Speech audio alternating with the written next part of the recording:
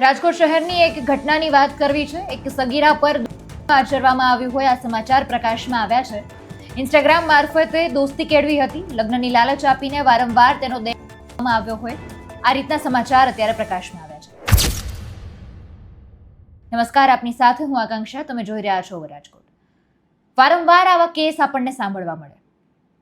એક સમયગાળો છે, એ સમયગાળાની અંદર જ આપણને એમ થાય કે હમણાં જ આવા સમાચાર સાંભળવા મળ્યા કે દીકરીઓને સોશિયલ મીડિયા મારફતે ફસાવવામાં આવે, તેની સાથે મિત્રતા કેળવવામાં આવે, તારી જોડે હું લગ્ન કરીશ, આખું જીવન મારી તારું સાથે પસાર કરીશ, એવી તેને લાલચ આપવામાં આવે અને પછી તેની સાથે શરીર સંબંધ બાંધવામાં આવે।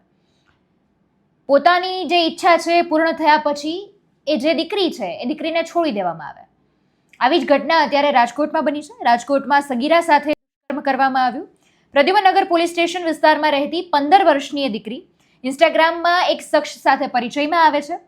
આરોપી, જેનું નામ છે ધવલ રાવરાણી, તેની સાથે સંપર્કમાં આવે છે, તેની સાથે મિત્રતા કેળવે છે। સંબંધ બંધાતા ગોંડલના નરાધમે તેને લગ્નની લાલચ આપી અને સગીરા સાથે અવારનવાર તે દુષ્કર્મ હતો।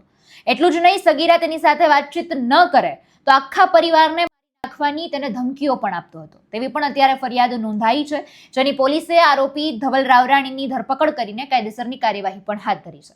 સમગ્ર મુદ્દાને લઈને પ્રતિક્રિયા સામે આવી છે, તો તેને સાંભળીએ। પ્રદ્યુમનનગર પોલીસ સ્ટેશન ખાતે ગઈકાલે એક સગીરા સાથે દુષ્કર્મની ફરિયાદ નોંધાયેલ, જે BNS કલમ 64(1), 65(1) તથા 351(3) તથા પોક્સો એક્ટ કલમ 4 મુજબ ફરિયાદ નોંધાયેલ। તેમાં સગીરા ખૂબ જ નાની હોવાથી અને સગીરા સાથે આરોપી ધવલ દિલીપભાઈ રાવરાણી નાવે ઇન્સ્ટાગ્રામ ઉપર સંપર્ક કરી અને સગીરાના ઘરે કોઈ ના હોય તેથી તે તેના ઘરે જઈ સગીરા સાથે આચરેલ, જે બાબતે ફરિયાદ નોંધાયેલ અને એ તપાસ પોલીસ ઇન્સ્પેક્ટર શ્રી પ્રદ્યુમનનગર નાવ કરે છે અને આરોપીની હાલમાં ધરપકડ કરવામાં આવી છે। ફરિયાદીને અવારનવાર ફોનમાં સંપર્કમાં રહેવાની, સગીરાને ધમકી આપતો, નહીં જો સંપર્કમાં નહીં રહે તો તને તથા તારા પરિવારને જાનથી વગેરે ધમકી આપતો હતો।